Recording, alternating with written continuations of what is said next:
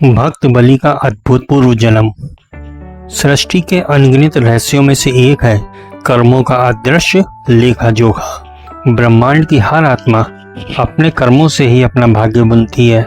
इसी कर्म और पुनर्जन्म के रहस्य को उजागर करती है यह कथा। एक माला, एक आत्मा और एक स्वर्ग की सीढ़ी। कभी आपने सोचा है कि एक साधारण सी माला, फूलों की माला, किसी को स्वर्ग के सिंहासन तक पहुंचा सकती है? कभी सुना है कि एक युवक जिसने न युद्ध लड़ा, न कोई बड़ा यज्ञ किया, न ही करोड़ों का दान किया, वह कैसे बन गया देवताओं से भी ऊंचा? यह कोई कल्पना नहीं, यह सत्य कथा है राजा बलि के पूर्व जन्म की। एक ऐसी कथा जो बताएगी कि प्रेम, त्याग और शिव भक्ति कैसे बदल सकती है भाग्य की धारा। बहुत समय पहले की बात है, यमलोक में हलचल थी। चित्रगुप्त के हाथों में कर्मों की पुस्तक थी और सामने खड़ा था एक तेजस्वी, शांत और दिव्य आत्मा। यमराज बोले, चित्रगुप्त, यह आत्मा बड़ी विचित्र है। पुण्य भी है, पाप भी है। ना कोई राजा था, न ब्राह्मण, फिर भी इसकी आभा अद्भुत है। क्या तुमने जांचा इसका जीवन लेखा? प्रभु, इसकी सबसे सुंदर अद्भुत घटना है एक माला, केवल एक माला का दान। परंतु वह दान इतना तेजोमय है कि सारे यज्ञ, सारे दान उसके आगे फीके हैं। यमराज ने कहा, एक माला, इतनी बड़ी बात? देखना पड़ेगा इसका जन्म जन्मांतर का रहस्य। और तब शुरू हुई एक नई कथा। एक छोटे से गांव में जन्मा था शिवायन। न कोई बड़ा कुल, न कोई विशेष ज्ञान, पर एक गुण, अपार भक्ति। उसके जीवन का एक ही नियम था, हर दिन थोड़ी कमाई और एक माला। हाँ, वही माला जो वह भगवान शिव को अर्पण करता था। लोग हंसते थे, हर दिन शिव को माला चढ़ा रहा है, मूर्ख कहीं का। पर शिवायन बस मुस्कुराता। मालाएं चढ़ रही हैं मन से, और एक दिन यह प्रेम फल देगा। एक दिन वह माला विशेष थी। वह दुर्लभ फूलों से बनी थी, सुगंध से भरी, दिव्यता से लिपटी हुई। शिवायन ने पूरी कमाई से वह माला खरीदी और चल पड़ा मंदिर की ओर। पर रास्ते में एक बूढ़ा मिला, भूखा, थका और आर्त। उसने कांपती आवाज में कहा, बेटा, यह माला मेरी पत्नी की पुण्यतिथि पर चाहिए। शिवायन का मन डगमगाया, पर अगले ही क्षण उसने माला बढ़ा दी। शिव तो हर जीव में है, उन्हें यह माला अर्पित हुई। समय बीता, शिवायन का जीवन समाप्त हुआ। अब वह यमलोक पहुंचा और अब निर्णय का समय था।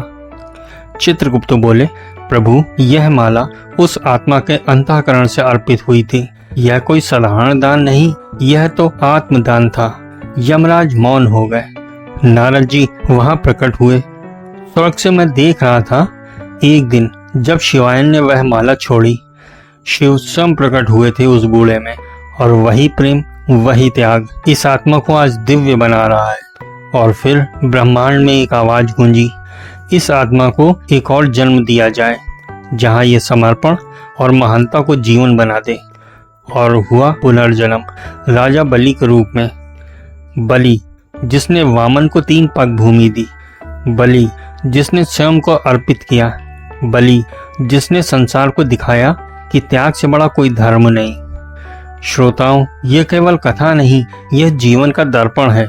यह फूलों की माला, एक त्याग का क्षण, एक भक्त का प्रेम, इतना पर्याप्त है स्वर्ग के द्वार खोलने के लिए। आपके जीवन में भी कहीं न कहीं शिवायन बसते हैं। उन्हें जगाइए और देखिए कैसे एक माला से बदल सकती है आपकी आत्मा की आवाज। राजा बलि का यश चारों ओर फैल चुका था। वह असुर था, पर असुरता उसमें नहीं थी। वह शक्तिशाली था, पर गर्व नहीं था। उसने दान से, तप से, यज्ञ से देवताओं तक को संकट में डाल दिया था। इंद्र भयभीत थे, देवराज का सिंहासन हिलने लगा था। और तब भगवान विष्णु ने लिया वामन अवतार। एक नन्हा सा ब्राह्मण बालक, पर उसमें छुपा था सारा ब्रह्मांड। वामन बोले, हे बलि, मुझे 3 पग भूमि दे दो। बलि ने मुस्कुराकर कहा, 3 पग? केवल इतना ही? ब्रह्मचारी हो, संकोच न करो, मांगो जितना चाहो। पर गुरु शुक्राचार्य बोले, रुको बलि, यह कोई साधारण ब्राह्मण नहीं, यह स्वयं विष्णु है, तुम्हारी परीक्षा लेने आए हैं। बलि ने सिर झुकाया और कहा, यदि ईश्वर स्वयं मुझसे कुछ मांगने आए हैं तो इससे बड़ा सौभाग्य और क्या होगा। आज मैं न केवल भूमि अपितु अपना अस्तित्व भी समर्पित करता हूँ। तेज होता है जैसे विराट रूप का प्रकट होना। वामन ने 2 पगों में त्रिलोक नाप लिया, तीसरे पग के लिए कुछ शेष नहीं बचा। बलि ने स्वयं को आगे किया, भगवान अब तीसरा पग मेरे मस्तक पर रखिए। और भगवान ने अपने चरण से बलि को धरा के गर्भ पाताल लोक में भेज दिया। पर यह कोई दंड नहीं था, यह तो पार्थिव शरीर से ऊपर उठने की मंजिल थी। भगवान विष्णु स्वयं बोले, बलि तुम्हारी भक्ति, तुम्हारा त्याग मुझे इतना प्रिय है कि अब मैं तुम्हारे पाताल लोक का द्वारपाल बनकर रहूंगा। श्रोताओं सोचिए, ईश्वर स्वयं एक भक्त की सेवा में। बलि ने कुछ नहीं मांगा था, न स्वर्ग, न वैभव, न मोक्ष। उसने मांगा था बस प्रभु की उपस्थिति, और वही उसे मिल गई, सदाए रहित, अखंड और अनंत। इस प्रकार बलि का जीवन भक्ति की पराकाष्ठा बन गया। भगवान ब्रह्मा ने घोषणा की, कलयुग के अंत में बलि ही रहेंगे अगले इंद्र, और तब तक पाताल में उनका राज्य प्रेम, ज्ञान और तप से प्रकाशित रहेगा। इस कथा का सार क्या है कि भक्ति अगर स्वार्थ से त्याग कर समर्पण की अग्नि में जलता है तो ईश्वर भी सेवक बन जाते हैं। बलि ने सत्ता छोड़ी, शरीर छोड़ा, पर भक्ति नहीं छोड़ी। और आज तक जब भी हम बलिदान, प्रेम और समर्पण की बात करते हैं तो बलि का नाम अमर हो उठता है। वह बलि जिसने ईश्वर को भक्त का द्वारपाल बना दिया। श्रोताओं, यह कथा आज भी जीवित है आपके और मेरे भीतर।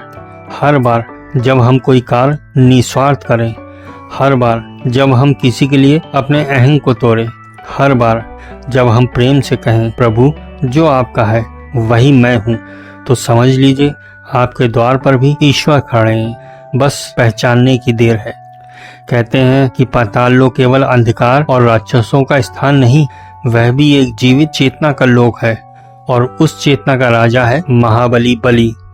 वह बलि जिसे विष्णु ने स्वयं पाताल भेजा, पर केवल दंड के लिए नहीं, बल्कि एक दिव्य राज्य का संचालन सौंपने के लिए। आज इसी रहस्य पर से पर्दा उठा है। हम आपको लिए चलते हैं पाताल की गहराइयों में, जहां ईश्वर स्वयं द्वारपाल है। पाताल लोक न तो वैसा जैसा आपने लोक कथाओं में सुना, और न ही वैसा जैसा किसी कल्पनाशील चित्रकार ने बनाया। यह एक अत्यंत रहस्यमयी परंतु ध्यान और तप का प्रकाशमय लोक है।